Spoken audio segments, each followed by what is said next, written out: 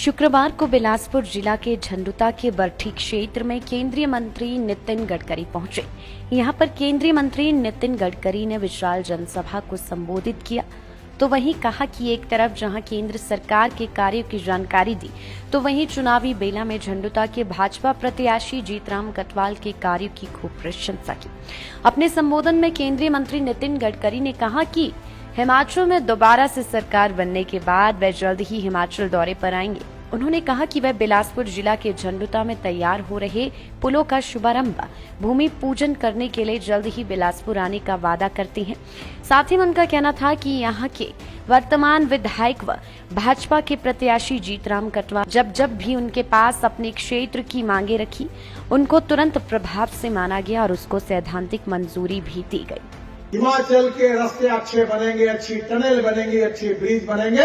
हिमाचल में पर्यटन बढ़ेगा, उद्योग बढ़ेगा, व्यापार बढ़ेगा और जवान लड़कों के हाथों को काम मिलेगा और हिमाचल सुखी और समृद्ध और संपन्न बनेगा। केवल देव की भूमि नहीं, तो देव की समृद्ध संपन्न भूमि करके हिमाचल देश में आगे जाएगा। इस विश्वास के साथ भारतीय जनता पार्टी आगे काम कर रही है।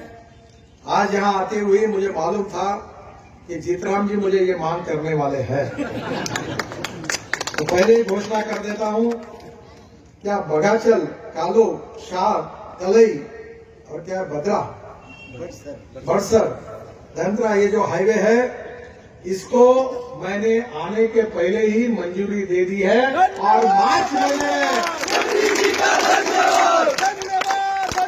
मैं दोनों उद्घाटन करूंगा, तब इसका भी भूमि पूजन करने के लिए आऊंगा। जो घुंगुइन और बर्दीन और सात अले इसका ये एमडीआर रोड है, ये मेरे हाथ में नहीं है, पर मैं जीतराम जी को आश्वासन देता हूं कि मैं मुख्यमंत्री जो नए भाजपा की सरकार की आएगी उनके साथ बैठूंगा, बाहर निकालूंगा, सीआरएफ में इसके लिए कुछ पैसे देने कर आपके लिए जरूर राहत देने के लिए पूरी कोशिश करूंगा। ये वचन। केंद्रीय मंत्री नितिन गडकरी ने कहा कि वे जल्द ही बिलासपुर जिला के स्वार घाट रोपवे को भी मंजूरी देने जा रही हैं। उन्होंने कहा कि केंद्र सरकार की ओर से उन्हें एक प्रस्ताव भेजा जाए, इसको तुरंत प्रभाव से पूरा किया जाए और इसके लिए भी सैद्धांतिक मंजूरी दे दी जाएगी। साथ ही उनका कहना था कि इससे पहले हिमाचल में उन्होंने कांगड़ा, कुल्लू, बिलासपुर, सिरमौर व पालमपुर में रोपवे की घोषणा भी की है, जिसका कार्य जल्द ही शुरू हो जाएगा। कांगड़ा जिले में हिमानी से चामुंडा तक रोपवे 6.5 किलोमीटर 423 करोड़, कुल्लू से बिजली महादेव 2.8 किलोमीटर 233 करोड़, बिलासपुर जिले में लोहू से बंदला तक रोपवे 3 किलोमीटर 200 करोड़, सिरमौर जिले में शिरकुल महादेव मंदिर से चुड़ादर रोपवे का निर्माण 10.2 किलोमीटर 816 करोड़, पालमपुर जिले में खातरी से छुंजा ग्लेशियर रोपवे का निर्माण 13.5 किलोमीटर 1100 करोड़, ये 5 को मैंने मंजूरी दे दी है और इसके काम को भी भूमि पूजन के लिए मैं जब आऊंगा तो जल्दी उसकी भी शुरुआत करेंगे। वहीं उन्होंने बताया कि हिमाचल प्रदेश में पानी की कमी नहीं है, लेकिन पानी को किस तरह से किस कार्य के लिए यूज, इसका एक मास्टर प्लान तैयार किया जाएगा। उन्होंने बताया कि हिमाचल खुद एक बिजली उत्पादन राज्य है।